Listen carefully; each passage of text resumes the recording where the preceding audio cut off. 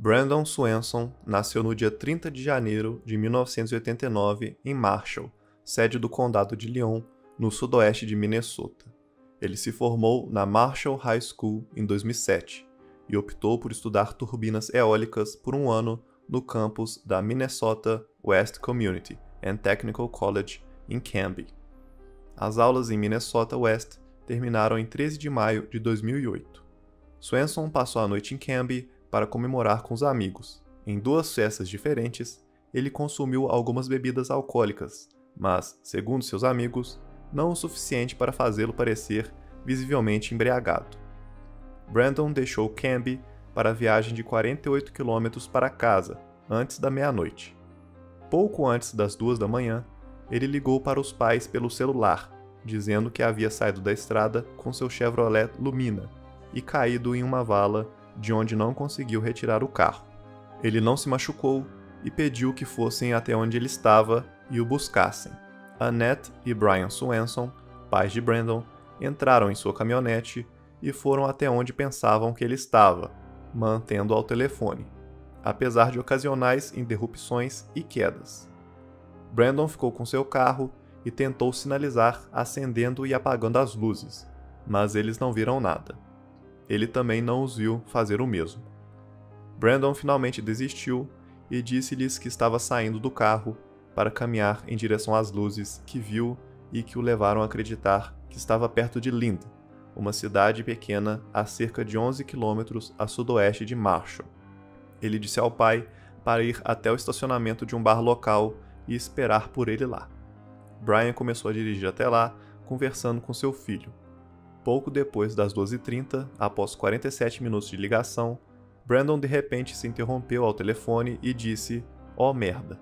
Ele ficou em silêncio pelo resto da ligação, até que seus pais desligaram e fizeram várias tentativas de ligar de volta. Brandon não foi visto ou ouvido falar desde então. Às 6h30, seus pais relataram o desaparecimento de Brandon à polícia de Lind. A princípio disseram-lhes que não era incomum que rapazes daquela idade ficassem fora a noite toda após o último dia de aulas na faculdade.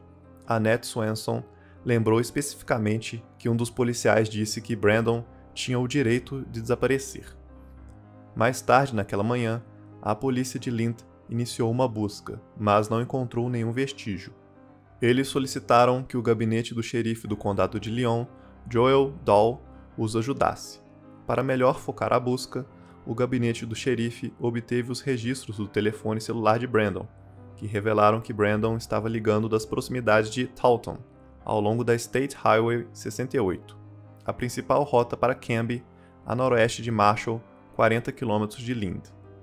Procurando naquela área, os policiais descobriram o carro abandonado de Brandon em uma vala em uma estrada de cascalho ao longo da linha do condado de Lincoln, 1,5 km ao norte da rodovia 68.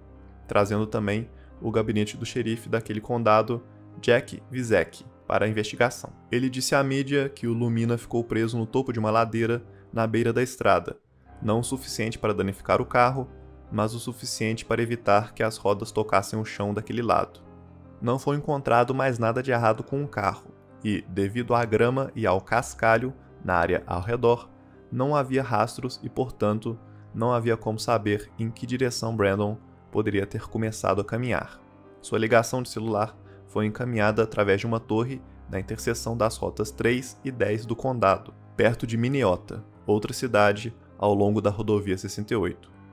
Em 15 de maio, foi determinado que a ligação veio de um raio de 8 km da torre. Os pesquisadores estavam concentrando seus esforços ali. Como parte desse círculo incluía o condado de Yellow Medicine, ao norte, as autoridades dessa jurisdição também participaram. Dahl observou que, da área, uma luz vermelha no topo de um elevador de grãos de Taunton podia ser vista. Ele pensou que era possível que a luz vermelha que Brandon tinha visto o tivesse levado a acreditar que Lind estava a uma curta distância. As buscas terrestres eram complementadas com um sobrevoo de uma equipe aérea. Cães de busca também foram trazidos das cidades gêmeas. Uma equipe de cães de caça do vizinho condado de Codington, Dakota do Sul, detectou uma trilha de cheiro de 4,8 km que seguia, em grande parte, as estradas de campo oeste e noroeste, até uma fazenda abandonada, depois ao longo do rio Yellow Medicine, até um ponto onde apareceu para entrar na corrente. Brandon mencionou ter passado por cercas e ouvido água próxima, lembrou seu pai. Com a teoria de que Brandon poderia ter se afogado, barcos do Departamento de Recursos Naturais do Estado foram posicionados ao longo do rio e portões foram instalados. Em algumas áreas do condado de Lincoln, a água tinha 3 metros de profundidade na manhã do desaparecimento, mas diminuiu desde então, observou Dahl. As autoridades também caminharam pelas margens do rio e cavalos e veículos especiais foram mobilizados nas imediações. No entanto, Dahl descartou uma busca terrestre mais extensa e organizada. Depois que a busca original não encontrou nenhum sinal de Swenson, a maioria dos esforços foi interrompida. O xerife Vizek continuou a caminhar os 3,2 quilômetros do Yellow Medicine naquela área todos os dias durante 30 dias. Os Swensons deixavam a luz da varanda acesa a noite toda, todas as noites, como um símbolo de sua esperança de que Brandon eventualmente retornasse ou fosse encontrado, e ainda o faz. As buscas foram retomadas no final daquele outono, depois que os campos plantados, logo após o desaparecimento, foram colhidos. Os cães dessas buscas continuaram a seguir cheiros de restos humanos em uma área a noroeste de Porter, que não havia sido revistada anteriormente. Os esforços foram retomados na primavera, depois do derretimento da neve, mas antes do plantio, um ciclo que continuou até 2011. Naquela época, 320 km² haviam sido vasculhados. Em 2010, o Departamento de Apreensão Criminal de Minnesota assumiu como agência líder no caso. Criou uma linha de denúncias em 2015. Nesse ponto, quando as buscas oficiais foram retomadas, a área de interesse havia se movido em direção a Mud Creek, um afluente do Yellow Medicine ao norte e noroeste de Porter. Embora a trilha seguida por um dos cães fosse para Yellow Medicine, e apesar das últimas palavras conhecidas de seu filho, Annette Swenson não acha que ele tenha se afogado lá. Depois de seguir o cheiro até a água, aquele cachorro continuou atravessando o outro lado e ao longo da margem do rio até outra estrada de cascalho, onde continuou para o norte em direção à linha do condado de Yellow Medicine, e terminou. Não há realmente nada que indique que ele esteja no rio, disse ela à CNN. Brian Swenson também lembra que, apesar de qualquer bebida alcoólica que seu filho tenha consumido no início da noite, ele não parecia desorientado ou confuso durante as conversas telefônicas. Se Brandon ainda estiver vivo, existem outras possibilidades, embora pareçam remotas. Ele poderia ter desaparecido intencionalmente, mas seus pais não acreditam que ele teria feito isso. Vizek disse que não poderia descartar a possibilidade de crime, embora não houvesse evidências disso. Alguém poderia estar à espreita e o pegaram dessa forma, especulou ele.